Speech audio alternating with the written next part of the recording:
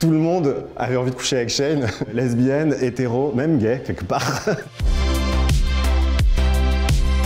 Je m'appelle Maxime Donzel, j'ai écrit un livre qui s'appelle Pride et Popcorn sur les représentations des personnes LGBTQIA+ dans les films et dans les séries. Et aujourd'hui, je vais vous parler de 7 personnages qui ont, on peut dire, tout changé.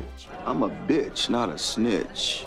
Love it. Lafayette Reynolds, c'est un personnage de la série True Blood, qui est une série de vampires qui se passe dans le sud des États-Unis. C'est une belle métaphore en fait du coming out de la communauté queer, parce que voilà, les vampires sortent du placard et annoncent à tout le monde qu'ils existent. Donc c'est une série voilà avec un petit sous-texte politique. Et Lafayette, il a tout changé parce que c'est un personnage queer, noir, efféminé et en même temps très viril. C'est dur à expliquer, mais il a tout changé pour moi parce que il a montré une image très sexy d'un homosexuel efféminé.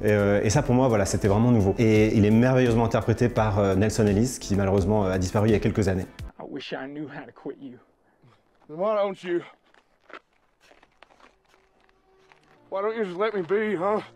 Ines Del Mar, évidemment, c'est le personnage principal de Brokeback Mountain, donc un film qui raconte une histoire d'amour entre Jake Gyllenhaal et Heath Ledger, qui sont tous les deux cow-boys qui font des folies dans les tentes pendant qu'ils gardent les brebis dans les montagnes. C'est un personnage important parce que ça a donné pour la première fois un regard très tendre sur un homme homo dans le placard, c'est-à-dire quelqu'un qui assume pas son homosexualité et pour autant qui est ni un méchant ni un traître. Disons que c'était un regard vraiment très touchant sur la souffrance d'un homme qui arrive pas à sortir du placard. Bon, il y avait déjà eu des cow-boys homo dans certains films, mais pas avec autant de succès. Tout d'un coup, des gens, queer ou pas, ont pleuré en voyant l'histoire d'un homme gay qui souffre en fait. Oh, come on, it's no big deal. Your mom is really sexy for an older woman. Oh, she is. Shane dans L Word, ce qui était génial, c'est que c'était pour le coup une butch, une femme lesbienne butch, mais genre ultra sexy. Tout le monde avait envie de coucher avec Shane, lesbienne, hétéro, même gay quelque part.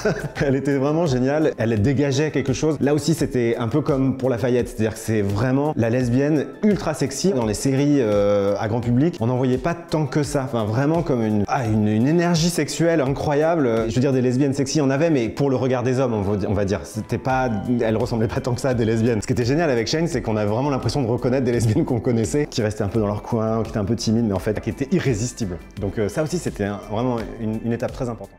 I need some of these. I made my own. Couture.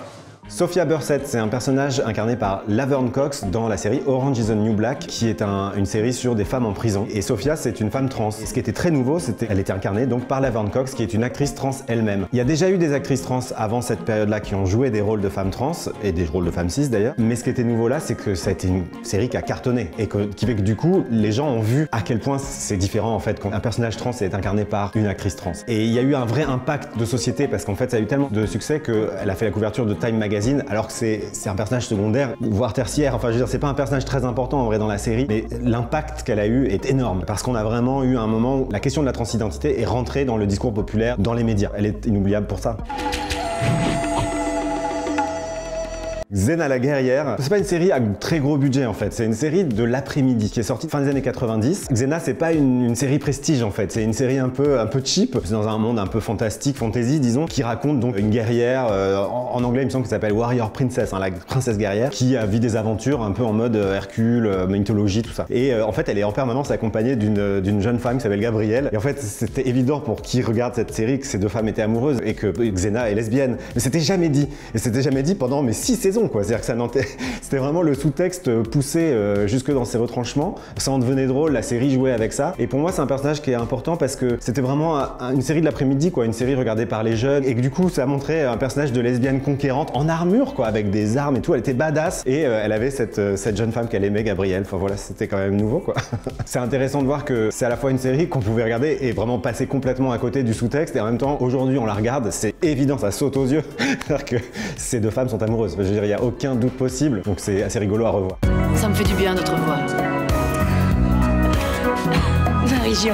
Marie-Jo dans Gazon maudit, incarnée par Josiane Balasco, c'était finalement une représentation un peu caricaturale hein, d'une femme lesbienne butch, mais en même temps, il fallait le faire. C'est un film populaire, c'est un regard assez tendre en fait sur ce personnage. Les femmes butch lesbiennes existent, ont le droit d'exister et d'être représentées avec tendresse. C'est le cas dans ce film, je trouve. C'est un film qui va aller jouer sur les clichés, mais aussi un petit peu pour les déconstruire. Et surtout, c'est important que le personnage était finalement un personnage assez positif. C'est un personnage qui vient découvrir qu'une femme est pas heureuse dans son mariage et vient lui en aide en fait, lui apporte de l'amour, lui apporte une belle histoire. C'était quand même assez nouveau, un personnage comme ça, aussi important, aussi principal, aussi affirmé lesbienne. Et il faut dire que Gazan Maudit, c'est un énorme carton, c'est un succès populaire avec voilà, une histoire queer en son centre. Dans les années 90, aucun problème. Des histoires queer, ça peut plaire au grand public.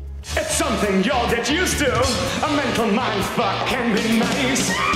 Le Dr Frankenfurter, c'est le héros de la comédie musicale Rocky Horror Picture Show, incarné par Tim Curry. C'est une comédie musicale complètement déjantée. Et pour moi, Frankenfurter, il incarne complètement le queer. C'est-à-dire que c'est à la fois un personnage qui est bisexuel, il vient d'une planète qui s'appelle Transylvania, il y a un jeu autour de son genre, c'est pas très clair. Ce qu'il est, c'est qu'il est queer, qu'il est fier et qu'il est heureux et qu'il est sensible. C'est un personnage qui incarne l'idée de sortir des normes et d'aimer sortir des normes et trouver un plaisir fou. Encore aujourd'hui, pour moi, il reste une icône totale, il est inoubliable et puis il est très drôle. Et puis il y a un truc aussi, c'est que en vrai il est pas hyper beau, mais il se comporte comme s'il était sublime et ça c'est un peu l'essence du queer. On s'en fout quoi. L'important c'est ce qu'on ressent et comment on se sent et de se sentir bien et évoluer dans le monde avec amour et joie quoi.